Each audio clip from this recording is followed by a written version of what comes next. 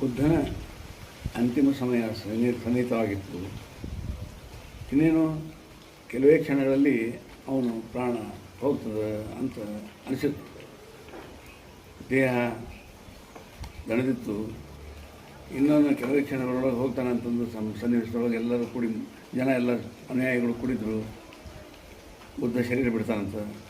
ಆ ಕ್ಷಣದೊಳಗೆ ಒಬ್ಬನು ಓಡಿ ಬರ್ತಾನೆ. ಗದ್ದಲ ಇರ್ತದೆ.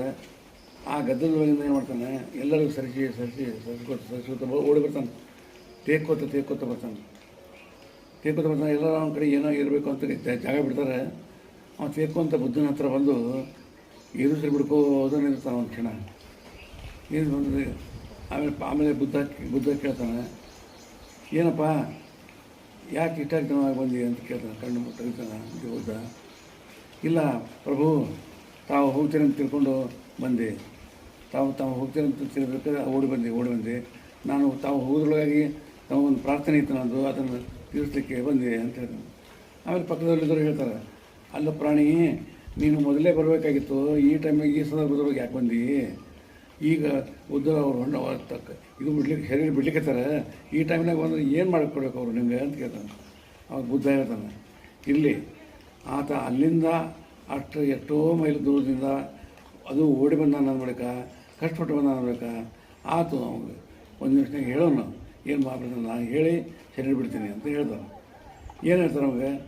ಒಂದೇ ಮಾಡ್ತಾರೆ, ನೋಡಪ್ಪ, ಯಾವುದೋ ಕಾರಣದಿಂದ ನೀನು ಬಂದು ನಿನಗೆ ಜಿಜ್ಞಾಸದ ನೀನು ಬುದ್ಧ ಆಗಬೇಕು ಅಂತಂತೀವಿ, ಹೌದಲ್ಲ? ನೀನು ಸಂಬುದ್ಧ ಆಗಬೇಕಂತಿಲ್ಲ. ನೀನು ಒಂದು ಕೆಲಸ ಮಾಡು, ನೋಡ್ತಾನೇ ಇರು. ನೋಡು, ಆಮೇಲೆ ಏನು ಮಾಡು, ಮಾಡ್ತಾನೇ ಇರು.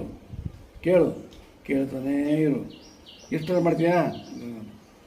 ಆಯಿತು ಅಂತ ಹೇಳ್ತಾನೆ. ಒಂದೇ ತಕ್ಷಣ ಅವನು ಬುದ್ಧನಾಗಿಬಿಡ್ತಾನೆ. ಈ ಕಡೆ ಅವನು ತಕ್ಷಣ ಸಂಬುದ್ಧ ಆಗಿಬಿಡ್ತಾನೆ. ಇವನು ಬುದ್ಧ ತನ್ನ ಶರೀರವನ್ನು ಬಿಡ್ತಾನೆ.